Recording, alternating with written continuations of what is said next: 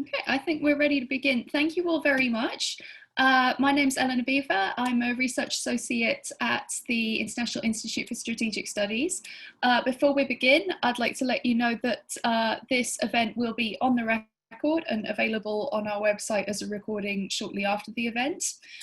Throughout, please feel free to submit questions in writing, but using the written question feature. But we will wait until the end of the session for written questions. And please, if you'd like to ask a question live in that end session, please use the raise your hand feature, and we will come to you then. Thank you so much for joining us today for this discussion on an extremely urgent topic. There's very few places where the effects of the climate crisis are more visible in 2020 than Russia and the Arctic. Dramatic wildfires and a disastrous oil spill have hit the country in the space of a few months, and there are ominous signs of much more ecological trouble. How is Russia going to be affected by climate change and environmental damage, and can the country cope? To answer these questions, we have an excellent panel joining us today. Pavel Devyatkin is a research associate at the Arctic Institute, an independent think tank with a mission to influence policy for a secure and sustainable Arctic. His research on Arctic policy and security has been published by the Center for Circumpolar Studies and the Department of Defense, and he previously worked for the UN as a researcher on environmental issues. We have Angelina Davidova. She is the director of the Russian-German Office of Ecological Information and a leading climate journalist in Russia. She was a Humphrey Fellow at UC Davis from 2018 to 2019, and previously a Reuters Foundation Fellow at the University of Oxford. And she specializes in economic and political aspects of global and Russian climate policies, including UN climate negotiations. Dr. Nigel Gould Davis is the editor of the IISS Strategic Survey and a senior fellow for Russia and Eurasia at the IISS. After teaching at the University of Oxford, he served in the British Foreign Office, where his roles included head of the economic department in Moscow and as ambassador to Belarus. And he later held senior government roles in the international energy industry, and he's the author of Tectonic Politics, Global Political Risk in an Age of Transformation. Now, in Russia, as with the rest of the world, climate action is competing for attention with other political priorities. And so I've asked Nigel to start off the discussion today by giving us an overview of Russia's political and strategic priorities so that we can better understand how they will act on climate change. Nigel, over to you. Thank you. Thank you very much, Nell. It's a pleasure to share this panel with some fascinating and remarkable colleagues. And I very much look forward to their remarks later on. So I'd just like to spend a few minutes offering maybe 4 points that are contextual in nature of the discussion that will follow. Firstly, if we're thinking about environmental security, it's just worth reminding ourselves about the range of issues that really matter here. So one set of issues concerns what might be called local environmental security, and that's the impact of human activity on the well-being of people in the immediate locale. So we're looking at the impact on air quality, soil, and water.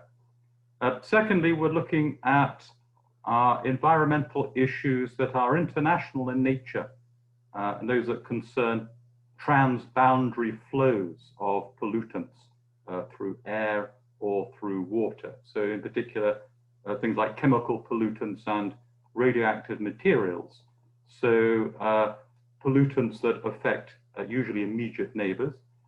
And then the third category of issues, and this takes us on to climate security, concern genuinely global public goods or the harm made to those public goods, public bads, like greenhouse gases with their consequences for climate change and the climate emergency that we now face.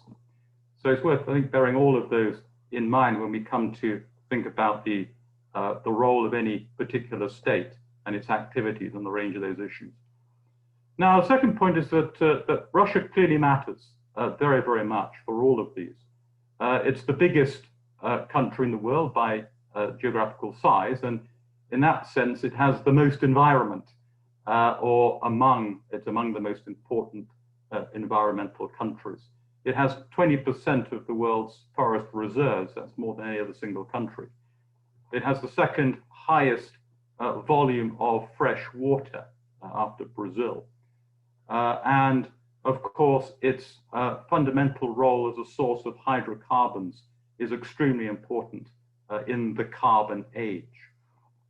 And most attention is focused on its role as an enormous producer of oil and gas, but we shouldn't also ignore the part it plays in global coal production. Coal, of course, the most carbon intensive and therefore the most polluting hydrocarbon. Russia is the 5th biggest coal producer and the 6th biggest consumer of coal. But one can go further and look not only at aggregate volumes of production or consumption, but other effects as well. And in particular, Russia's disproportionate significance as a source of flared gas. So Russia flares about 15% of the global total of gas. So this is associated gas that emerges from oil production and is simply wasted by being literally burned in the air. And many stories of being able to fly across Siberia at night and see these enormous plumes emerging from below. They're very, very significant. So that's an additional source of greenhouse gases, not only those produced by consumption, but by the dead weight waste of associated gas. The third point I'd make, just if we're sort of beginning to think our way into the contemporary political environmental situation, is the range of inherited Soviet legacies that post-Soviet Russia has inherited. The Soviet Union saw a period of sustained, rapid industrialization that was conducted really with little or no official regard for environmental considerations, drawing ultimately on if you like, originally a Marxist, Leninist, materialist view of man's relationship with nature. Nature was something to be mastered and conquered. And there was, in practical policy terms, little concern paid for the environmental implications or consequences of rapid industrialization and modernization. And you may be aware of many of the specific cases that have come to light as a consequence of this. The devastation of the Aral Sea, the damage to Lake Baikal, specific nuclear accidents, not only Chernobyl, but Chelyabinsk in 1957 as well, and some other more minor ones. One, I think, less well known, but particularly horrifying on its scale, example of environmental harm, and more is being learned about this in hindsight, was the extraordinary toll that the Soviet whaling fleet took on the global whaling population. In the course of about 30 years, around 330,000 whales were killed, over half of them illegally in violation of the international norms of the time. But in many smaller and pervasive ways, environmental harm was done to the extent that celebrated writers like Murray Feshbach were speaking on writing of the ecocide, which had been inflicted on the Russian environment. And while there was a great deal of interesting scientific research and thought at a scientific and technical level, little in the way of active policy support for a more environmentally minded approach. That said, it is of interest, I think, including a contemporary interest, that some of the first examples of emergent civil society in the late Soviet era were environmental in nature. Civil society in the sense of autonomous, self-organized social activity was something essentially prohibited. But there were examples of officially permitted groups that tried to develop an environmental agenda, the so-called dervenchiki. In the 1970s, especially the village prose writers championed environmental concerns. And then when Glasnost in the late 1980s officially permitted the formation of an autonomous civil society, we saw an upsurge in activism, in many cases environmental in nature. Now, in post-Soviet Russia, the 1990s, of course, are a time of crisis and transition, and environmental concerns took, relatively speaking, a lesser priority. There was a Yeltsin decree in 1994 on a straight strategy for protecting the environment, but it seems to be more declarative than anything that would involve a detailed action plan. There were, looking towards the late 90s and then into the early Putin era, troubling examples of official persecution of environmentalists who sought to draw attention to some harmful, in particular, nuclear-related activities. So the cases of Grigory Pasko and Alexander Nikitin, both naval officials, one journalist who reported on nuclear dumping in the Pacific Ocean and the Barents Sea, and were arrested and put on trial for espionage. So there was concerns as a consequence of that environmental issues were seen in some cases as potentially even threatening to those who are more security-minded. More recently, and I'd be very interested in Pavel and Angelina's views on this, my sense is that at an official level, environmental issues have been useful for attacking foreign energy companies with major stakes in Russian production facilities, useful in as a means, as an instrument, as an excuse, if you like, for a Russian oil company and gas companies, particularly Gazprom, to acquire controlling stakes. So one thinks in particular of the attack on the Sakhalin-2 project in 2006, led by Shell, many allegations of environmental abuses, in particular the case of the supposed harming of the grey whale grounds in the Pacific Ocean, brought against Shell and its partners in that project, quite abruptly dropped soon after Gazprom gained a controlling stake in that project.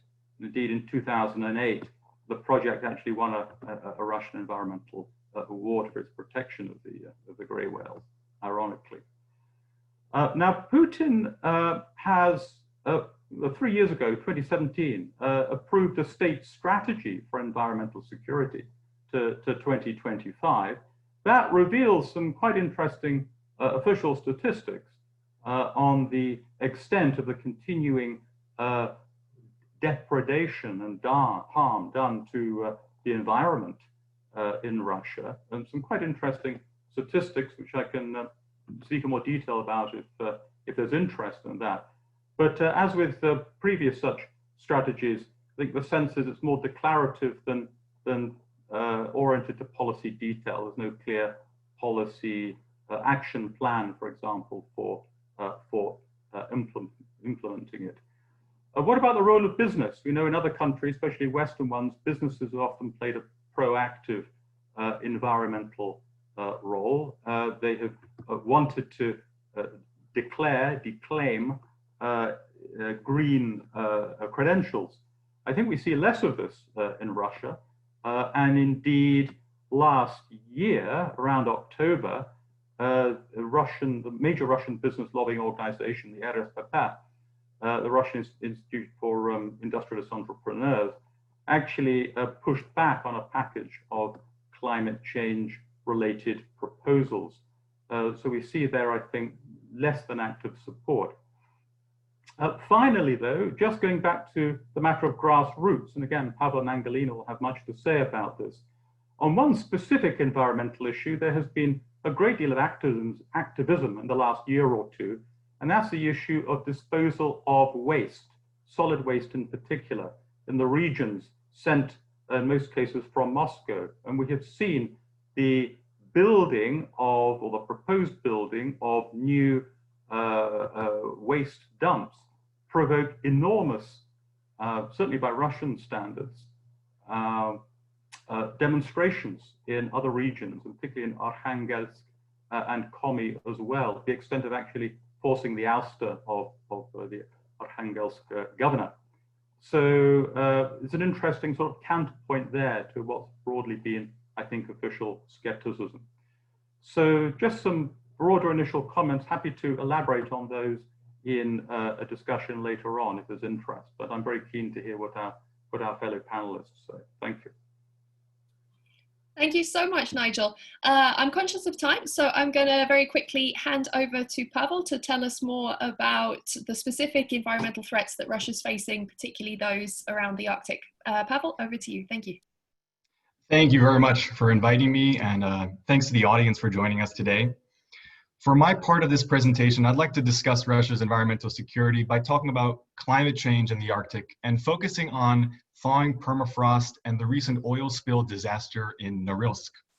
I'm going to give an overview of these environmental threats and then make a point that despite the disastrous effects of the Norilsk oil spill, Russia is unlikely to sway from its Arctic development strategy going forward. The Arctic is going through a climate crisis. The region is warming at twice the rate as the rest of the Earth. The sea ice is melting and wildlife is being disrupted. Ice acts as a reflective regulator of the global climate, kind of like a windshield sunshade, but when it fades, it accelerates global warming.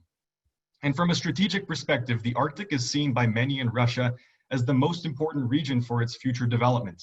Global warming is supposed to open up opportunities for extracting natural resources and shipping. Nowadays, 10% of Russia's GDP and 20% of Russia's exports are produced in the Arctic. And this is mostly the extraction and transport of fossil fuels. There's a lot of hype around Russia's strategic ambitions to turn the Russian Arctic zone into a massive maritime shipping lane or to use it as part of the Polar Silk Road with China. But there is still lots of sea ice, making it hard to traverse the waters anytime besides the summer without an ice-breaking escort. And that's not to mention that there are many barriers to entry, making it a niche industry that's mostly focused on domestic shipments of gas. But Russia still has big dreams for the Arctic, and this is evidenced by throughout its official documents and statements, the Arctic is regarded as a strategic resource base for the country's economic future. Russia's official energy strategy to 2035 includes tripling domestic liquefied natural gas output. This region's importance has led Russia to involve the Ministry of Defense in securing the Russian Arctic with a sophisticated land, sea, and air presence. These themes get a lot of attention, but one of the worst consequences of the warming Arctic that's recently getting noticeable and dangerous is thawing permafrost. It's a threat to Russia's environmental security in several ways. Just a month ago, a big apartment building in Yakutsk broke apart because the building's foundation fell into the permafrost it was built on. This was in a city of 300,000, all built on permafrost, in the planet's coldest inhabited region where it averages minus 40 Celsius in the winter. And this is expected to happen to many more buildings, especially since it's estimated that 70% of Russia is built on permafrost.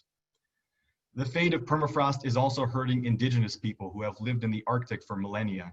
For example, in the Yamal Peninsula, the nomadic Nenets people migrate hundreds of miles each year to take their reindeer to pastures. Nowadays, some of those paths and rivers across which they travel may be on thin ice. In their native language, the Nenets' name Yamal means the end of the world, and it's in this region where there are more reindeer than people.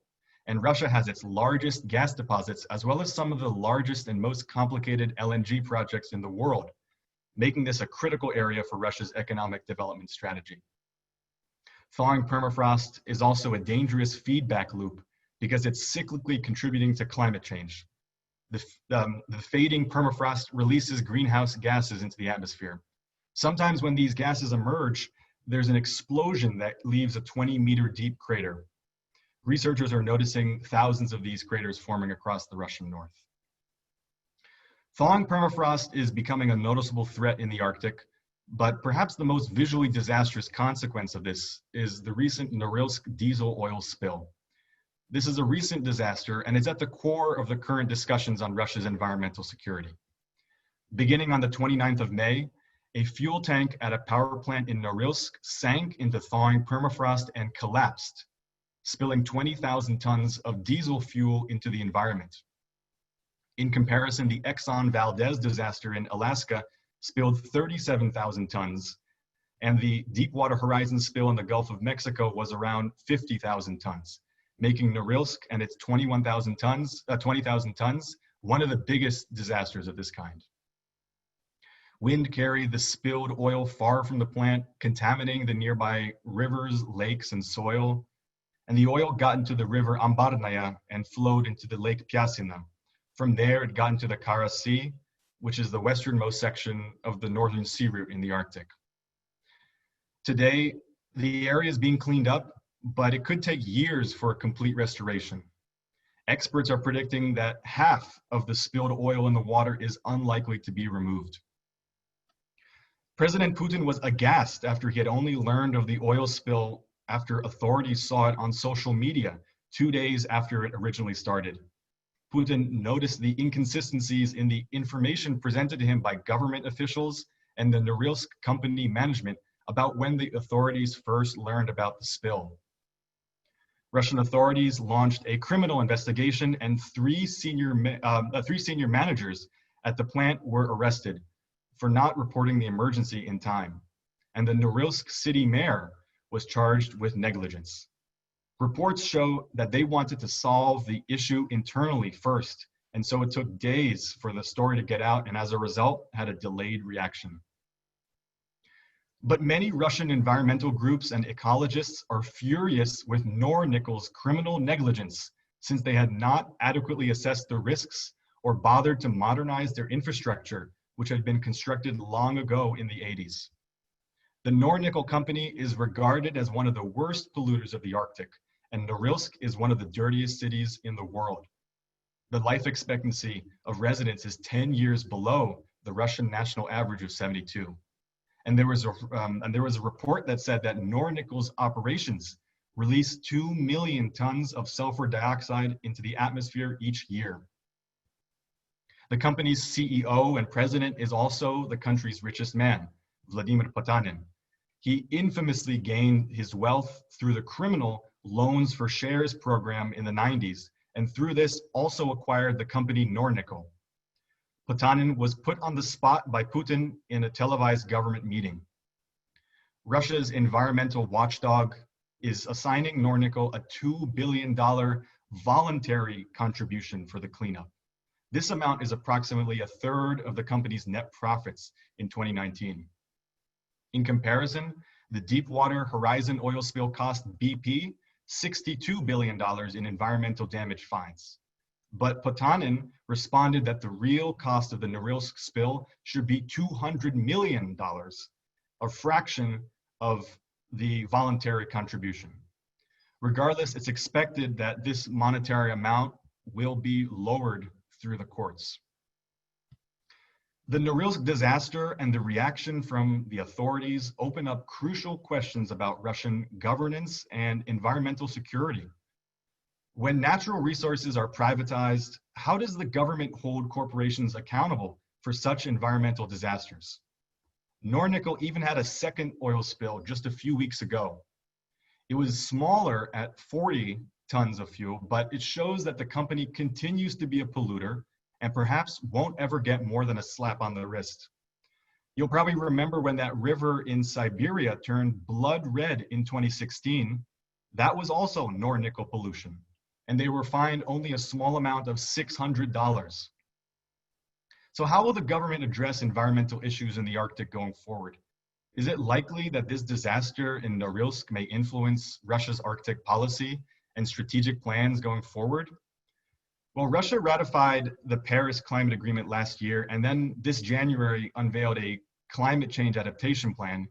But the plan also acknowledges the economic opportunities that come with climate change, such as fading sea ice in the Arctic, opening up opportunities for shipping, and resource extraction.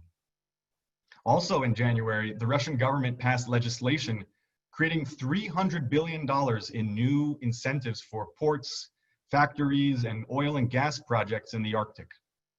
Kremlin spokesman Dmitry Peskov announced that the Norilsk oil spill will not affect Russia's plans to develop the Arctic. And the energy minister announced that the risk of new accidents at oil and gas facilities in the Arctic is minimal. In the aftermath of the spill, the Russian Academy of Sciences and a collection of government ministries said that all buildings on permafrost would be closely monitored from here on out. The Minister for Development of the Far East and Arctic, he recently announced that relocating people from deteriorating cities would be part of the upcoming Arctic development strategy coming up in September. And his deputy minister recently said that the potential damage of climate change to the Russian economy is underestimated. These plans and statements for addressing climate change in the Arctic may be good first steps, but they offer little tangible results in these urgent times. There's going to be a continuation of Russia's Arctic strategy in the extractive sectors, but perhaps more attention to the issues of degrading permafrost. The recent official policy documents from the Russian government continue to repeat the aim of developing the Arctic into the main resource base for Russia's economic growth. Environmentalists are saying that the incident in Norilsk proves once again that the public should have a role in questions of environmental security. Polls are showing that environmental issues are becoming more and more important to Russian voters. But it's hard to imagine an improvement in the lack of enforcement regarding environmental issues. Will companies like Nornickel have to pay for the damages they're responsible for? There are ecological, but also political reasons for the current administration to take environmental security seriously, especially during this time of mass protests in Khabarovsk, where just the day before on Russian state television, they were discussing the possibility of Khabarovsk leaving the Russian Federation in the future. In the late 80s, there were massive pro-ecology protests that turned into what was called the Phosphorite War. And it was regarded as one of the early catalysts for the breakup of the Soviet Union. The Moscow government was trying to mine phosphorite in northern Estonia, even though it wasn't economically viable. Students, scientists, and activists felt that the government hadn't fulfilled its responsibility to protect the environment, and so they led a protest campaign against the environmental problems coming from the phosphorite mines. These ecological protests represented universal dissatisfaction with the state and eventually turned into nationalist movements. So overall, the thawing permafrost, along with the disregard for the environment from corporations working in the Arctic that cause disasters, like in Norilsk, are environmental threats and therefore existential problems for Russia. Thank you very much, and I look forward to discussing this further in the question and answers. Thank you so much, Pavel, for an absolutely excellent presentation. Angelina, please follow on. We look forward to hearing what you've got to say. Thank you. Thank you so much. Well, first of all, I would like to say thank you to the organizers of today's event, and thank you for inviting me. I'm very happy to speak about the topics with which I've been working for the last 10 years. And I believe we already learned quite a lot from what Nigel and Pavel were saying. So on my side, I'll be speaking more about climate change policies in Russia, especially since Russia joined the Paris Agreement last year. I will also be speaking about attitudes in society towards climate change and towards environmental agenda, the position of the civil society and NGOs, and I also briefly touch upon environmental and climate journalism, how these topics are being portrayed in the media. I also see there are quite a few questions already, and I've answered one of them, and I'll be happy to address further questions as later on as we go into discussion. So as I already mentioned, I've been someone who's been covering climate and environmental agenda for Russian and international media during the last 10 years. And I've also been taking part in the UN climate change negotiation process since 2008 as an observer and later as a journalist. And I should say I see a lot of changes. and I see a lot of positive change. Climate change is becoming a more important and a crucial topic for Russia, for various levels of Russian politicians, companies, general public, and experts. 10 years ago, when I was talking about it, when I was writing about it, it was a very marginal topic.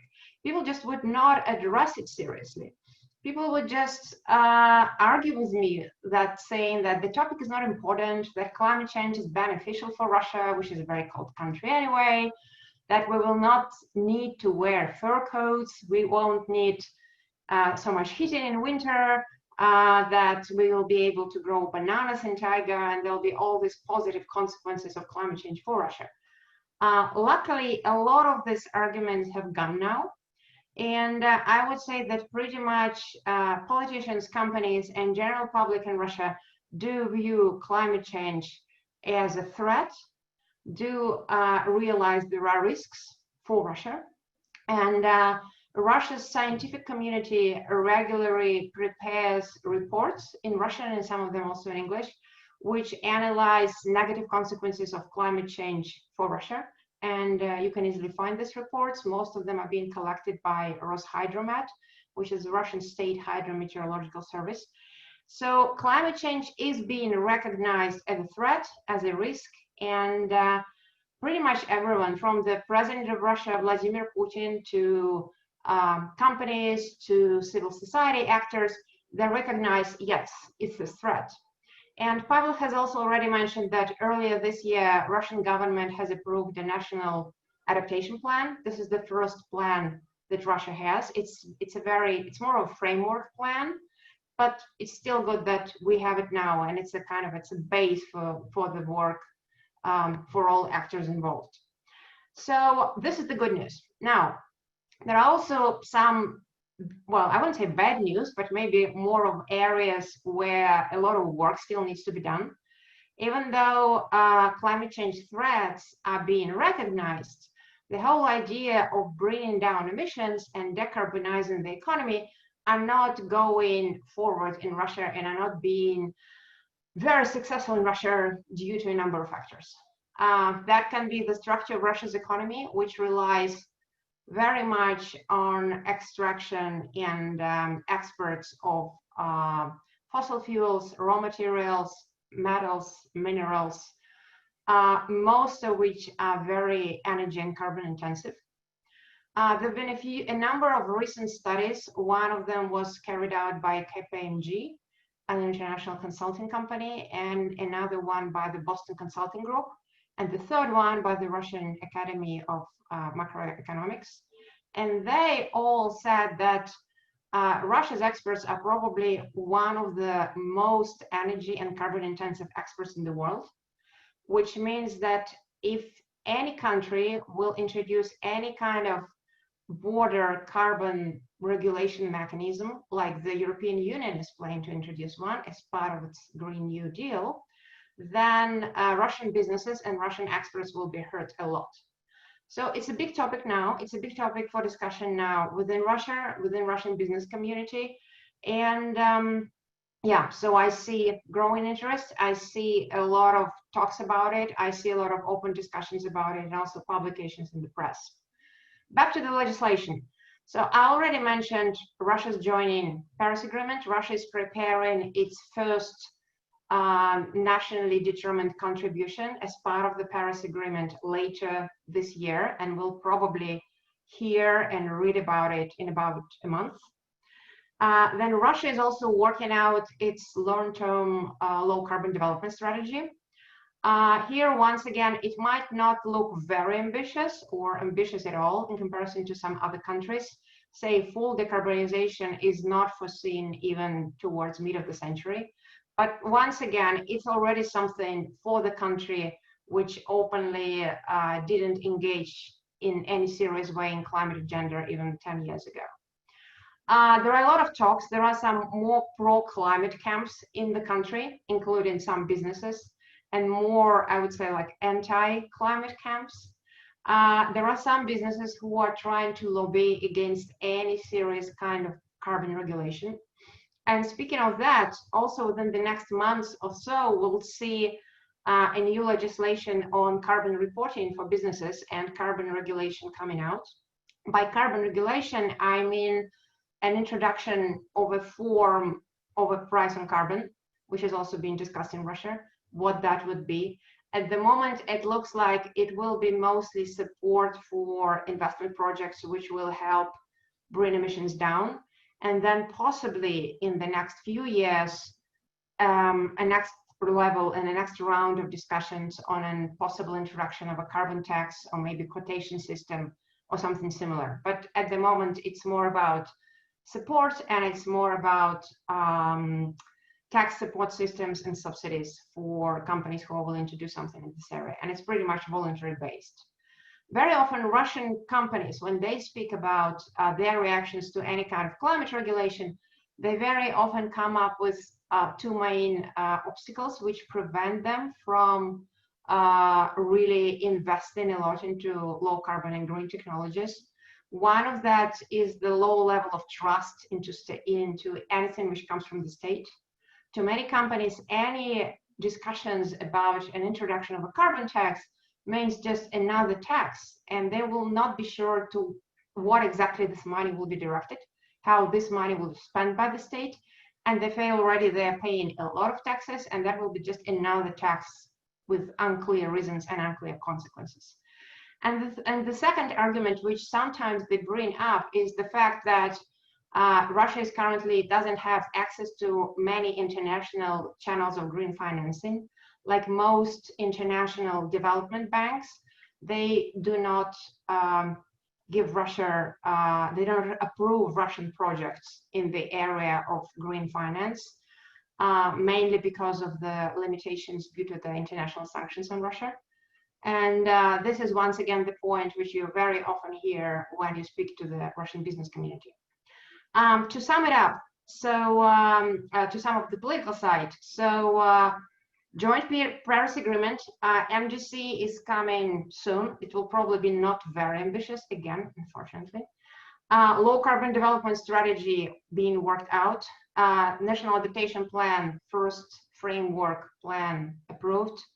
Legislation on carbon reporting and a possible carbon regulation scheme is being discussed. Now, society, NGOs, and media. This topic has been growing in its importance, even among the general public. I believe Pavel has already mentioned that environmental topics and environmental agenda has been gaining a lot of popularity over the last few years. I would say that the last 5 years saw an amazing growth in environmental awareness, in the number of grassroots environmental campaigns all across the country. Like literally, to whatever region you go, there would be environmental groups. And many of these groups are pure protest groups, like the ones that were mentioned in the north of Russia, which were protesting against plan to bring Moscow's household waste. Some of them groups are trying to substitute non-existent state infrastructure. Say, if there is no recycling scheme in a city, a grassroots group might be building up their own grassroots initiative, which helps people do the recycling on their own.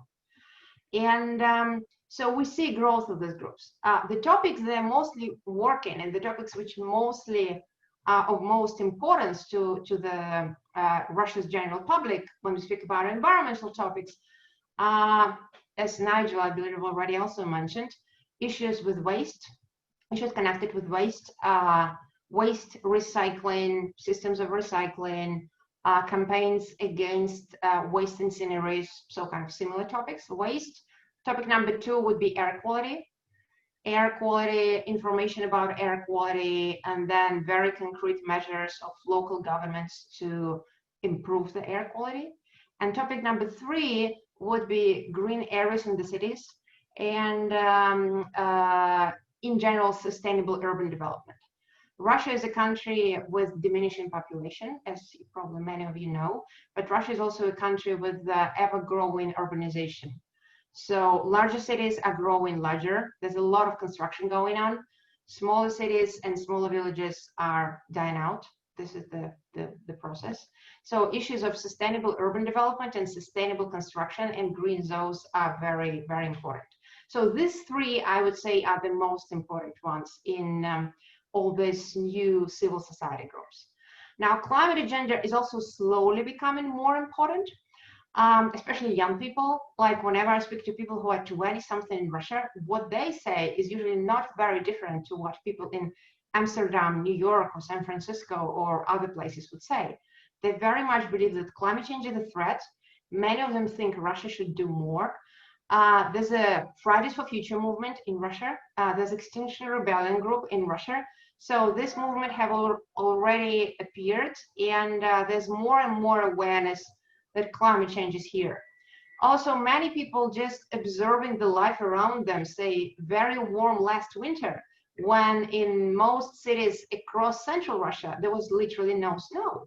It was positive Celsius, no snow for the new year, no snow throughout the winter. Or wildfires in Siberia, which have already started, and this year is probably going to be not better than the last year, when the forest fires were really dramatic and probably one of the worst in Russia's history. Warming Arctic was already mentioned by Pavel, and many other very visible consequences of climate change, which are around. So I have a feeling public perception is also changing here. And then just a few very short words about media coverage. Here, once again, when I was starting to report on climate agenda in Russia, I was probably one of the, as we used to joke, 1.5 people reporting regularly about the topic in Russia. Now the situation is changing. There's more coverage on the topic in financial media, in business media, in general media. There are a lot of specialized media outlets appearing, which cover specifically environmental topics, recycling, sustainable consumption, renewable energy with regard to Russia, so all these topics.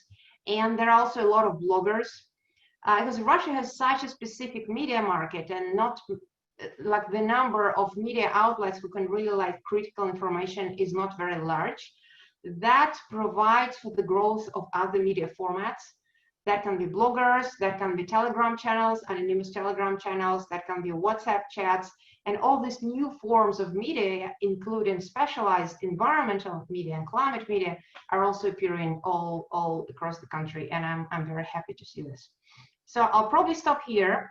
I know I might have sounded a bit too optimistic speaking about all this, but as I mentioned, I see a lot of changes over the last 10 years, and there's still a lot to be done. There are still a lot of problems, but then at least I'm happy we're having these conversations now in Russia, and there are more people involved, and there are more people interested in the topic. Angelina, thank you so much. We've had 3 absolutely fantastic presentations, and questions are coming in very thick and fast.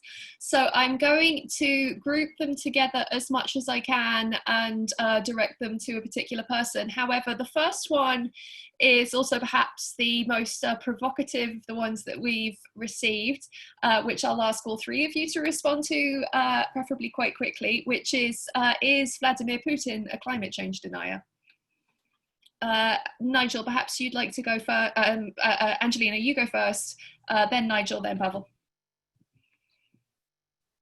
I mean, I'm happy to let Nigel go first, and then because I was speaking last, so yeah. Sure, Nigel?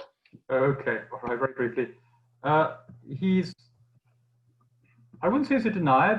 He has an official special representative on climate issues, and he signed up to, as Angelina said, to the Paris Climate Agreement. He's expressed, I suppose, a degree of skepticism and certainly some condescending comments towards Greta Thunberg, at least on one occasion. I'd be more persuaded that he was genuinely committed to deed as well as words if Russia's proposed climate emissions targets reductions were more ambitious than they were.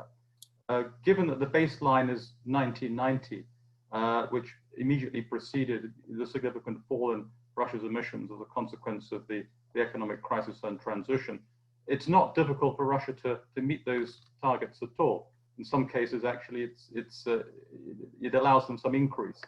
So he's not a skeptic. He pockets the benefit of signing up, but I wouldn't say he's actively committed in any significant sense that I can see. But I welcome others' views.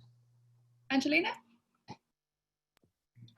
Thank you. I would pretty much agree to what Nigel has said. I would possibly just add that, yeah, he used to be much more skeptical many years ago. Now, I would say pretty much since the COP in Copenhagen, so that like 2009, I don't hear any direct climate skeptical remarks.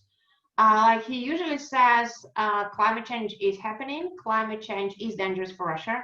Sometimes he does doubt the importance of the anthropogenic factor in climate change, but he still emphasizes the importance of international cooperation on the issue and the importance of bringing down emissions and the importance of adapting to climate change. However, I would also like to emphasize, and I'm trying to do it whenever I speak and whenever I write, I would strongly discourage you to think that Russia is only about one person, and that there's just one person defining everything which is happening in Russia. Mr. Putin is also surrounded by a network of advisors, and whoever gets access to these people and whoever gets their ideas being put in the heads of these people are the ones who achieve something. So I would not say it's all about one person. I'm usually very strong against any form of like, what does Putin think about climate change? It's not like of that much super relevance. It's more relevant what elites think, what companies think, what decision makers think, and it's a very large circle of people. It's just not about one person. Thank you. Pavel, would you like to add anything on that front? Sure, yeah, thank you. I'd like to echo what my colleagues have said in that it's not just about Putin. Just like in other countries surrounding Putin, there are people who are pro-climate or there are people who are climate deniers, and there are people who know that more has to be done about climate change, and so it's all about balancing that. But in the aftermath of the flooding and the forest fires in Siberia last summer, Putin acknowledged that climate change was a significant factor in those disasters. And I was skeptical of the climate change adaptation plan, as I mentioned, but if you look at some of the measures, it's pretty interesting that there's a directive for the Ministry of Education to start providing textbooks to schools across Russia, educating students about climate change. And so if we're asking the question about is the Russian government aware of climate change and ready to tackle the climate crisis, it's good to compare that to the past or to other countries, and including climate change in the education system, in the textbooks for public schools and universities is a good first step, and it's different from what other countries are doing. Yeah, thank you very much. Terrific. Pavel, while I have you off mute, I'm going to hand you a few questions that have been put to you. So the first one is a very pertinent one for the time, which is there a danger of viruses and dangerous diseases that have been preserved in permafrost becoming released due to the thaw? And can climate change impact Russia's decisions in foreign and defense fields? For instance, there's a lot of talks about Crimea having a problem with water. Thank you. Yeah, yeah. There have been a lot of headlines in the past few months about the next pandemic coming from the Arctic, and this is in regards to the idea that there could be anthrax or other previously frozen diseases and viruses and bacteria hiding in the permafrost. And so this is mostly in relation to, in 2016, there was an outbreak of anthrax in the north of Russia, which is predicted, it was estimated that it emerged from the carcasses of millions of reindeer who had, which had died in the 20th century. And so they were frozen in the permafrost, and they're now emerging. And in 2016, when that outbreak happened, millions of more reindeer, thousands of reindeer were killed. about 70 Nenets reindeer herders were hospitalized, and even a child was killed. So there is a risk of thawing permafrost leading to the emergence of such dangerous viruses, diseases. But speaking with researchers, the idea of the next pandemic coming from the Arctic is probably too dramatic, especially when it comes to thawing permafrost. But what they do tell me is that the oil, gas, and mining operations, which penetrate layers of permafrost which are even millions of years old, that's where the real danger is, and that drilling so deep into the ground, that's where there are ancient diseases that humans don't have any resistance to. And so it could be very, like those headlines that you've been seeing about the next pandemic are very dramatic, but there is a risk of the extractive sectors contributing to a kind of pandemic. And then to discuss defense and security issues. So as I mentioned, the Russian Arctic has a land, sea, and air presence from the Ministry of Defense, but it seems like this is more defensive in nature, in that throughout official documents and throughout statements, it's been noted that Russia's desire to keep a military presence in the Arctic, especially, is to do with not losing its capacity, and mostly for domestic approval rather than outward expansion. This is in comparison to in the 90s, when Russia had basically an absence of military activity from the Arctic. And so as fading sea ice opens up economic opportunities, there's going to be more and more interest in establishing a military presence to defend the Northern Sea route, to protect oil, gas, and mining projects in the Russian Arctic. Thank you so much. Nigel, I'm going to turn to you next, if I may, because we've had a number of questions come in about Russia and China. China has already declared interests in investing in the Arctic.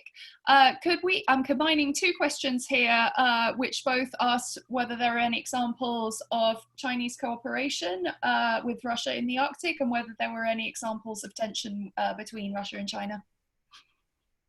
Tensions between Russia and China in general terms, that should be the subject of a separate webinar, of course. There's much to say about that, and it's a much discussed issue, as are the potential policy implications for the West, and whether it makes sense to try to pull off a so-called reverse Kissinger and split the two. Much to be said. Very, very briefly, clearly the relationship between Russia and China is best since the 1950s. The relationship between America and China now is worst since the early 1970s, and yet there are limits, I think, to the extent to which the two can become close, and there are actually growing sources of rivalry and at least tension and growing anxieties from Russia actually about the underlying bargaining strength that China increasingly accumulates in its relationship. Albeit everything on the surface is intensely cordial and polite and respectful. And I think in the economic relationship actually is one of the weaker parts of the Sino-Russian relationship. And it's shifting in favor of China ultimately. If we look at some of the terms on which hydrocarbons are sold, if you look at China's ability now, yes, to buy into Russian energy projects in a way it wasn't able to a few years ago. If we look at the practical difficulties and frustrations of Chinese businesses on the ground trying to establish relationships, around 1% of Chinese foreign direct investment goes into Russia, and around 1% of investment into Russia is from China. It's ultimately very, very insignificant. But one of the more visible changes is the ability of China now to take stakes in Russian energy projects. How many they'll be able to take in practice remains to be seen, but I think that is something that's changed. Consider the Arctic, Pavel or Angelina may want to comment further. Pavel or Angelina, would you like to quickly add anything on that? I don't work specifically on this issue, and I believe I'm not really in a position to give any expert remarks. So I'll probably, I'll pass this on. Pavel? Sure, yeah. So in the Arctic, so China has announced that the Russian Arctic especially will be part of its Polar Silk Road, which is part of the Greater Belt and Road Initiative. And so to this day, the biggest collaboration has been in resource extraction, especially in the Yamal Peninsula, where there are a number of gas projects which receive, I think, 20% stake funding from China's Silk Road Fund. That's in addition to other countries, so it's those projects are international. And it's interesting that after about 2014, after the Ukraine crisis, that's when Russia definitely started to pivot more to China. Yeah, there are a lot of opportunities for cooperation between Russia and China, but it's not necessarily a perfect alliance. That's evidenced by recently the Russian government is accusing the president of the Russian Arctic Academy of Science, Valery Mitko, of being a spy for the Chinese, of passing secrets to the Chinese about technological developments in the Russian Arctic. And so even it's good to remember back when the Belt and Road Initiative was first announced, leading voices of the Russian foreign policy making world, such as Karaganov, were critical of Russia joining the Belt and Road Initiative, worried that Russia would be a minor partner.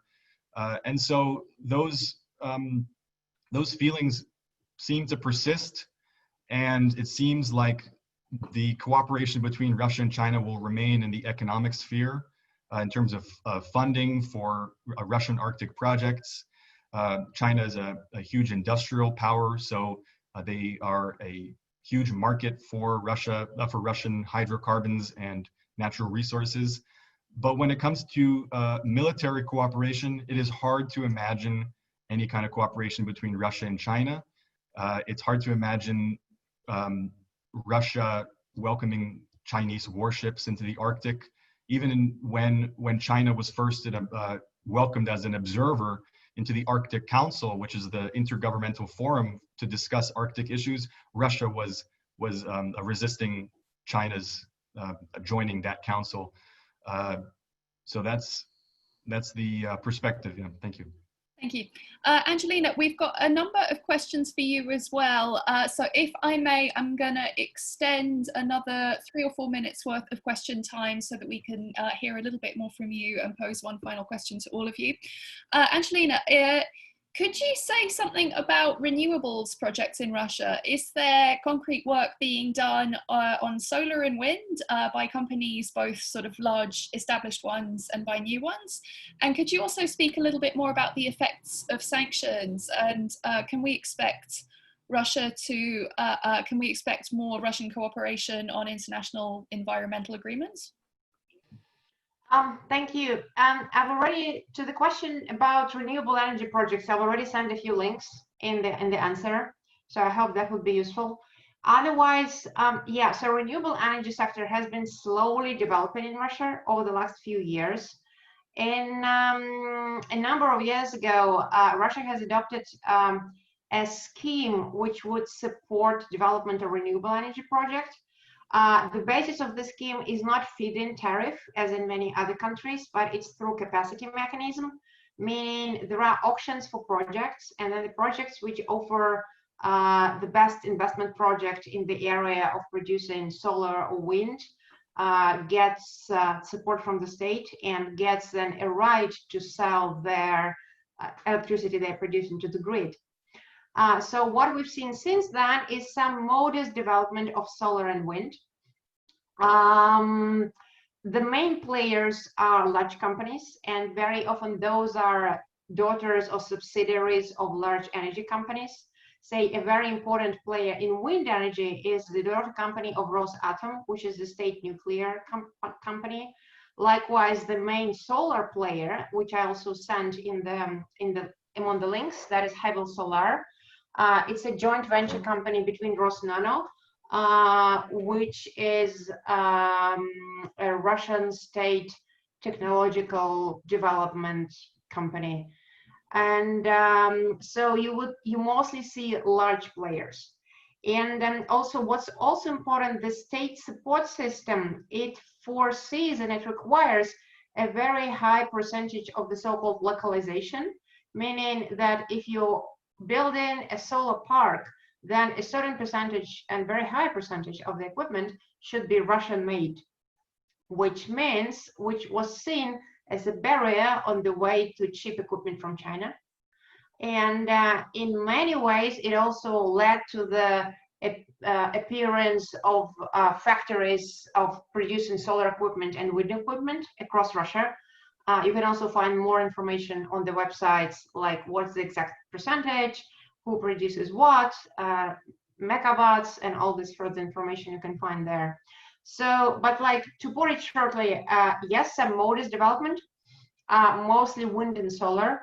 Biogas has been developing probably up till the sanctions came, and this is also, I'm kind of slowly going into the second question now, and mostly in the areas of large agricultural production, like say the Bryansk region in the west of Russia, which is a very large producer of agricultural production for Russia, has been installing a lot of biogas equipment in order to be like self-sustaining with energy.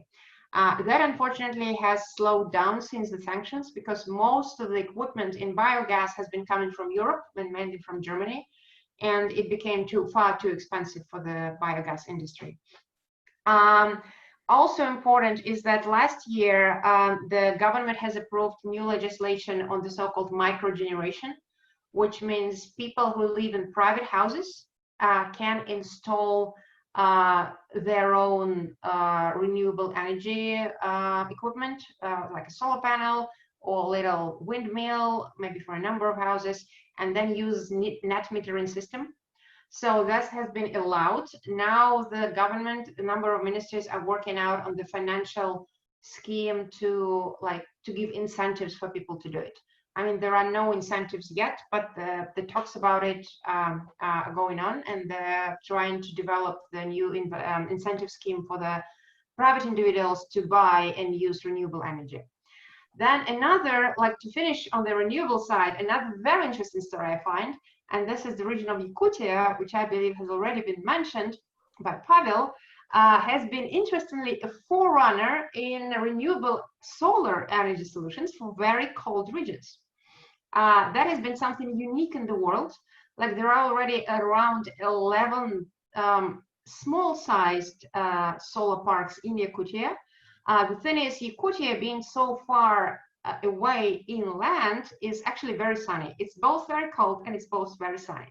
So the famous historical land of the mammoth is also now becoming the land of solutions for renewable solar energy generation in very cold conditions. And this is also where Russia is trying to see its possibly its place in the global world of renewable energy equipment, and that is solutions for very cold regions, like solar energy solutions for very cold regions.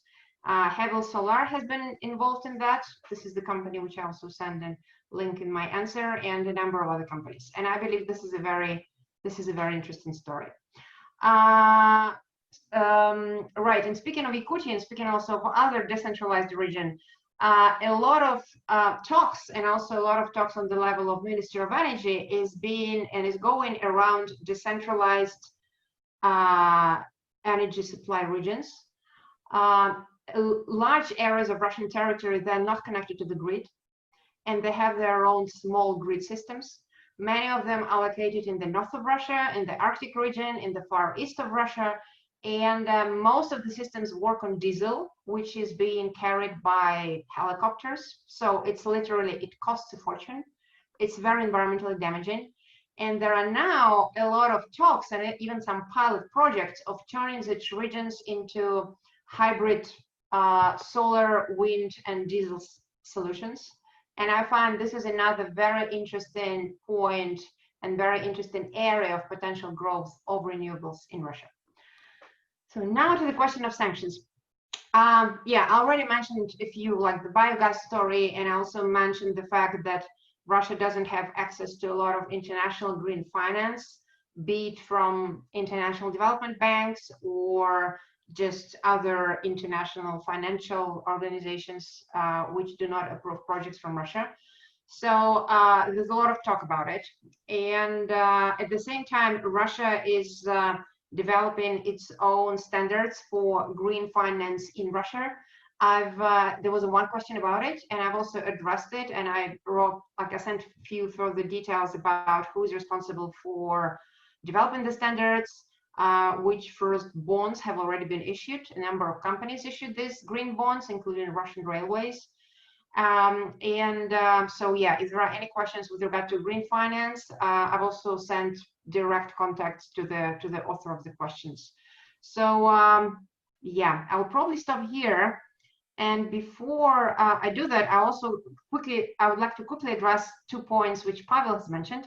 One about education and about climate change educational programs. I can only like totally relate to that, and I can also say that from my experience, the number of such projects, both in schools, many of which are being done by NGOs or like non-profit, one of the NGOs with which I'm also very closely working, and also in universities across the country is growing. Say this year, I started teaching a course on climate change and climate change policy and low carbon agenda for an architectural school in Moscow. And I'll be teaching another course at the European University in St. Petersburg of climate change and climate change policies for philosophers and political scientists. So there's a growing interest to the topic also from the non-specialized courses in various universities across the country. Yeah. Thank you so much, everyone. I think we will have to leave it there because we are out of time, but a huge thank you to all 3 of our speakers. You've all given us excellent presentations and excellent answers to some really exciting, challenging questions from our audience. Please do keep in touch with us and continue to follow the Climate Briefing series and all of the other IISS events on our website. And thank you so much for joining us. We will have the recording of this event online very shortly. Thank you so much. Goodbye.